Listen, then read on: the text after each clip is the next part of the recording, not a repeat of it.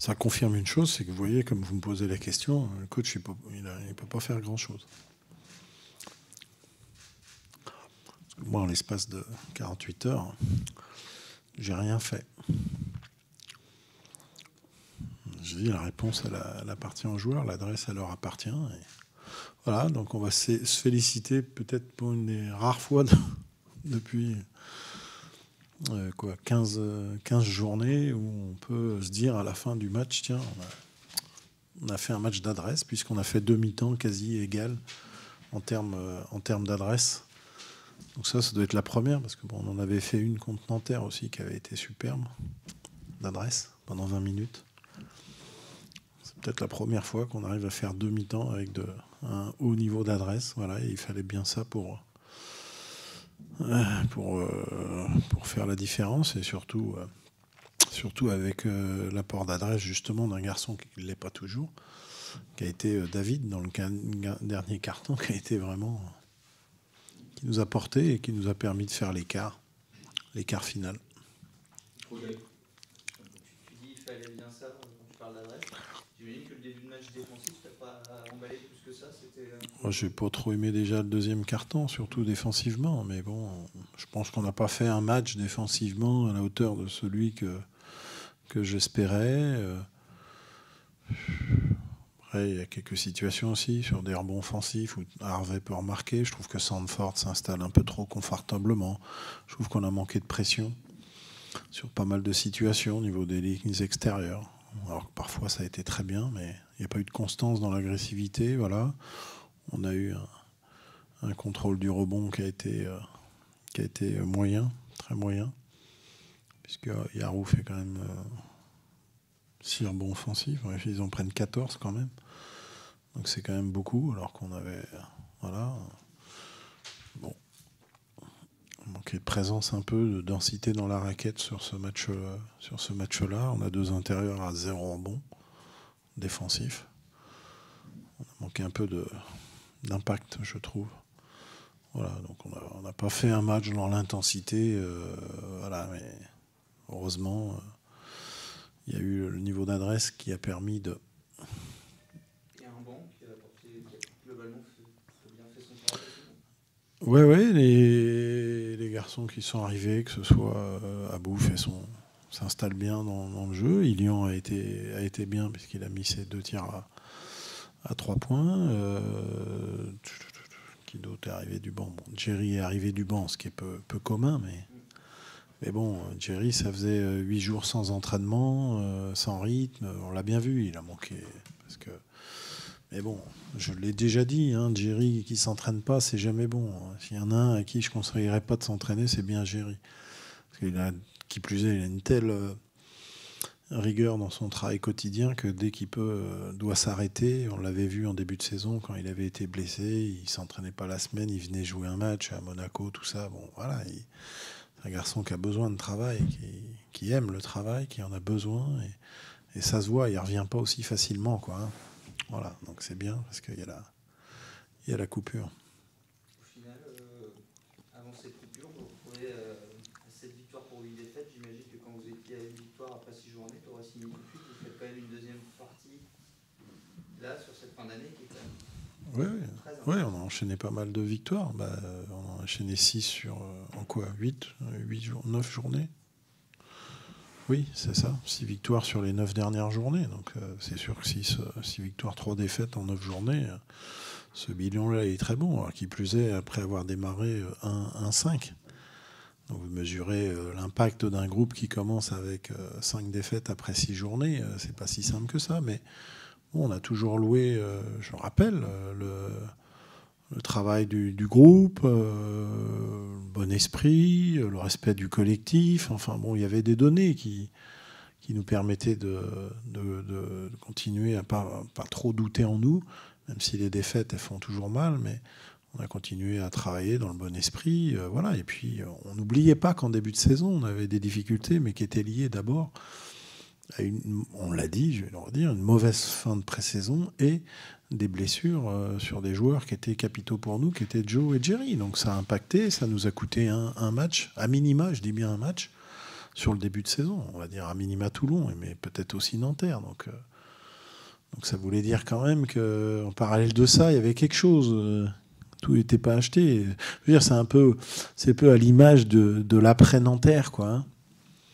Alors soit il y en a qui ont vu tout le verre vide, enfin à moitié vide, mais qui ont vu que voir le verre à moitié vide. Et puis nous, on a décidé de regarder le verre à moitié plein des 20 premières minutes, parce qu'il y avait... Voilà. Et je pense qu'on a bien fait de rebondir tel qu'on l'a fait après Nanterre.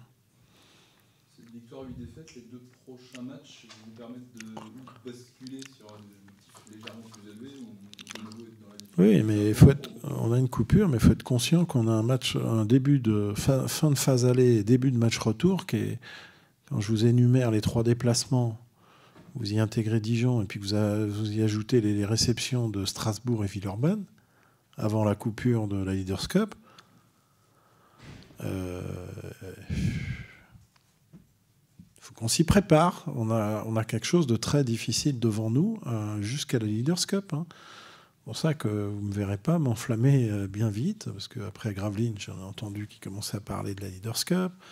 Et puis là, on va encore me reparler de la Leaders Cup ou de je sais pas quoi, ou des playoffs et trucs. Mais moi, ce que je vois, c'est le calendrier qui arrive jusqu'à la Leaders Cup, qui est terrible. Parce que si vous respectez la logique sportive, bah, ça fait 0,5. Hein. Si vous respectez la logique sportive, déplacement difficile, et puis vous recevez 2 des 4 gros du championnat. Bon, c'est pas facile de les battre, on l'a bien vu, on a souffert contre ces équipes-là. Donc, voilà. Alors, mais bon, la logique, on n'aime pas toujours, surtout quand on ne l'apprécie pas trop de le dire. Donc, il faut absolument qu'on arrive justement à faire des résultats sur ce mois de janvier, et début jusqu'à Leaders Cup. Il faut qu'on arrive à faire quelques résultats quand même. Hein. Mais c'est pas simple. Hein. Cette trêve, justement, elle est bienvenue ou tu crains un peu la coupure par rapport à la dynamique? Je crains jamais. Vous m'aviez posé la question à la même époque après la coupure du mois de novembre. Je me pose pas la question de savoir si c'est bon ou mauvais. La seule réalité, c'est qu'elle existe, donc on va la gérer comme on la doit. Mais j'ai pas envie de me mettre dans la tête de me dire qu'elle est bonne ou mauvaise ou truc. Elle existe. Et le championnat, il est comme ça. Donc maintenant, écoutez, on va profiter de 8 jours. Voilà. Parce que c'est la convention qui nous impose de nous arrêter 8 jours. Mais bon, collective des joueurs. Mais bon, il faut s'arrêter à un moment donné quand même. Et puis on reprendra comme il se doit pour préparer pour Orthez avec, je crois, peut-être un match scrimmage ou amical, je sais pas quoi, avec Poitiers ici, je crois, dans la semaine avant Pau. Et puis voilà, mais j'ai pas envie de me dire c'est le mauvais moment de couper. Non. Est-ce que tu penses attaquer avec le même effectif ou est-ce que tu espères qu'il y aura éventuellement un changement? Vous voulez dire un renfort? Je veux dire éventuellement le départ d'Ivan Maras peut-être, éventuellement. Un renfort, je pense pas. Je rappelle quand même que Yann Siguet est un ajout à notre effectif. Hein. Oui, mais je parle de l'hypothèse d'un départ d'Ivan Maras. Est-ce que tu aimerais que cette coupure... J'ai toujours dit, il faut rendre aux joueurs le mérite qu'est le leur. Ils viennent de gagner 6 matchs sur les 9 dernières journées. Bon. Je vois pas pourquoi. Honnêtement, aujourd'hui, je vois pas pourquoi j'ajouterais un joueur alors que j'ai des joueurs qui méritent de rester sur le terrain puisqu'ils viennent de gagner 6 matchs sur 9. Ivan n'a pas joué. Mais là, avec Ivan, on l'a dit, voilà, il va falloir trouver peut-être une solution parce qu'elle est ni bonne pour lui ni bonne pour nous. Aujourd'hui, bon, voilà, les opportunités, il en a eu en étant sur le terrain. Bon, voilà, il est en échec. Donc c'est pas bon pour lui et c'est pas bon pour nous parce que c'est difficile à vivre. Voilà, là encore une fois, il joue pas ce soir, il n'a pas joué. Il avait joué au Mans parce que les circonstances étaient celles qu'elles étaient avec l'absence de Jerry. Mais donc la situation elle est pas bonne. Il faut qu'on trouve une solution avec Ivan, mais ça se limite à ça. Aujourd'hui, on n'est pas dans la réflexion de dire il faut recruter. On s'est posé des questions à un moment donné, mais parce qu'à un moment donné, on ne gagnait pas suffisamment de matchs. Donc c'est logique que le club s'en pose. Maintenant, on en gagne. Donc Sinon, vis-à-vis des joueurs, ce ne serait pas très correct. Déjà que je comprendrais qu'ils puissent ne pas apprécier. Ils n'apprécient pas, même quand ils perdent. Mais bon, là, la responsabilité, elle est engagée. Mais là, la responsabilité qui est la leur, ils l'ont assumée. Donc, je ne vais quand même pas... Une question sur la Leaders' Cup. Vous n'y pensez pas du tout ou un peu quand même? Non. Non, parce que pour moi, on est loin aujourd'hui avec cette victoire de pouvoir aller à la Leaders' Cup. Hein. Elle ne jouera pas 8. Hein. Ça veut dire qu'elle va peut-être à 9.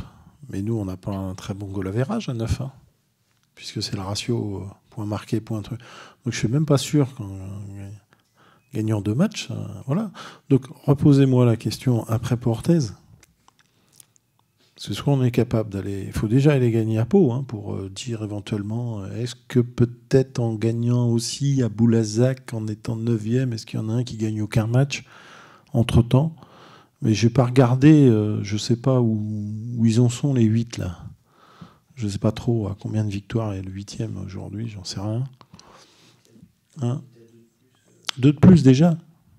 Alors, là, je ne sais pas du tout. Donc, si vous me dites que le 8e, il est à 9... Voilà, bon, il faudrait qu'il... Mais déjà, pour que nous, on envisage ça, il faut déjà aller à Pau et gagner à Pau. Hein.